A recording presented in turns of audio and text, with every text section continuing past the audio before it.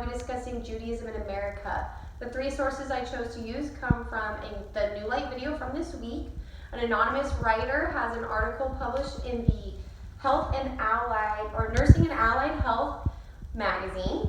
The third one is from Mark Raphael's book, Judaism in America. I first would like to start by saying that Jesus is central in human history, and because of him, we're able to learn such awesome things like the topic I'll be discussing today. The anonymous writer asked the question, what is Judaism? And the best way he explained it was that it is religion and culture intertwined. The Jewish culture is really good at intertwining the faith and the everyday life together, and that will show during this discussion. So Raphael claims that 6 million Jews live in America today, but in 1790, only 1,243 lived in America. So how has there been such a burst of Jewish culture in America? In the New Light video, we discussed Isaac Watts and his influence on the American culture.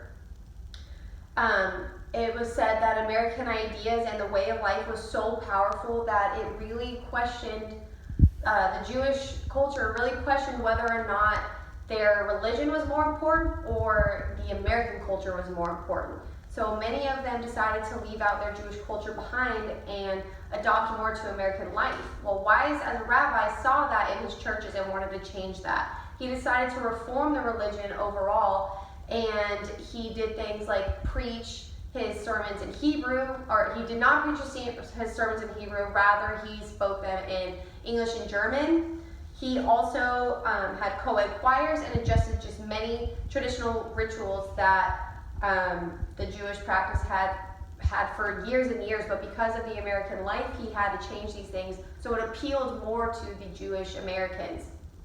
It was even said that in 1880, 90% of synagogues adopted these reformed ideas.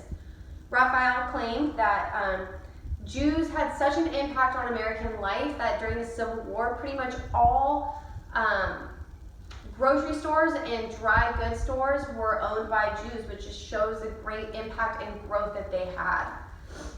So another tradition of mostly Orthodox Jews is eating kosher. So what is kosher? A few explanations, just a few, come from meat from animals whose hooves are split and they chew their own cud. The meat has to be slaughtered with precision and processed only on kosher equipment. No meat and milk can be eaten in the same meal. Shellfish, rabbit, pork are banned, along with many other kosher rules. This is why it appealed to so many Jews in America to reform, because they lived in such rural areas that kosher foods really just were not available in order to survive. Other traditions come from their Torah. So the Torah is their biblical book, and it has laws that are unchangeable and forever binding. And this is a quote by the anonymous writer. And there is said to be 613 commandments in the Torah. Another tradition is the Sabbath. This prohibits any type of working, and many strict Jews will even prohibit the amount of walking that they do. They won't turn lights on, they won't get in their cars, and anything that has to deal with electricity is pretty much out the door on the Sabbath. Other traditions that are done by Orthodox Jews is a bat mitzvah, which is for 12-year-old girls, and other branches do bat and bar mitzvahs at the age of 13. This is considered to be an adult in Judaic responsibilities, and they accept this publicly in synagogues.